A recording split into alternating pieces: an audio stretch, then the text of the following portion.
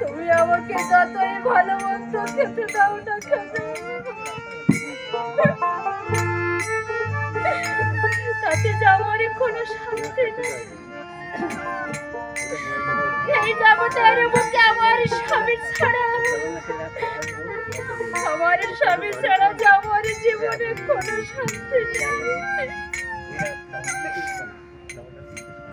তাই বলছো জানো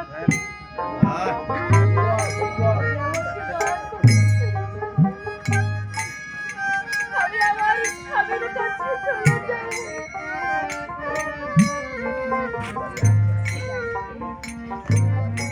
এই জগৎ সংসারে জল ছাড়া যেমন মাছ বাঁচতে পারে,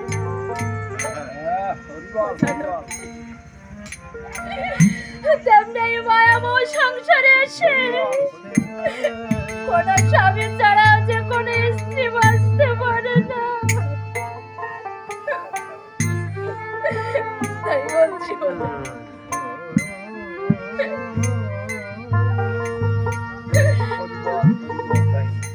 তুমি আমাকে দয়া করে ছেড়ে দাও।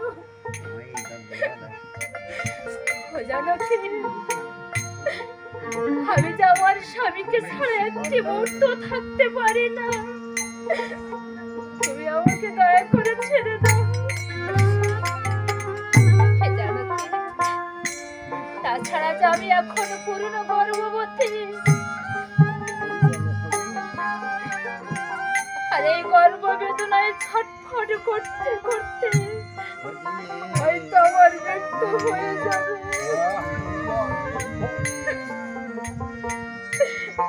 জানো কি, তখন আমার বাচ্চাগুলো এই পৃথিবীর আলো দেখবার আগে তাদের যে জীবন প্রদীপ চিরতরে নিভে যাবে।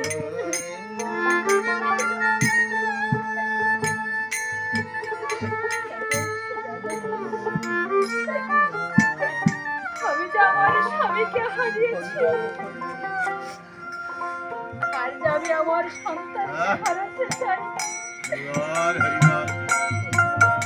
জানো কি, তুমি আমাকে ছেড়ে দাও। আমি বনে গিয়ে সেখানে বাসা বেঁধে আমি যে আমার বাচ্চাগুলো প্রসব করবো। জানো কি, তখন সীতা দেবী বলছো, পাখি আমি তোমার জন্য কি করব তুমি জানো? আমি তোমার জন্য না সোনার খাঁচা তৈরি করে দেব। সোনার খাঁচার ভেতরে সোনার একটি পাত্র দেব। তুমি তাতে বাচ্চা প্রসব করবে।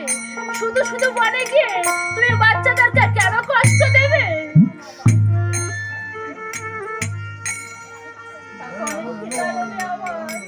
সীতাদেবীর কথা শুনে শাড়ি পাখি বলছে, জানো কি, তুমি হয়তো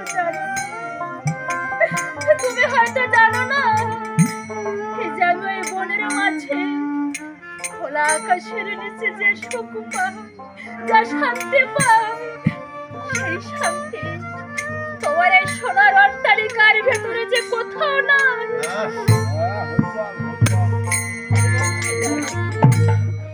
তুমি আর আমাকে ধরে রেখো না। তুমি আমাকে ধরে রেখো। আমি ওই বনে সেখানে বাসা বাঁধা আমার বাচ্চাগুলো আমি প্রসব করবো।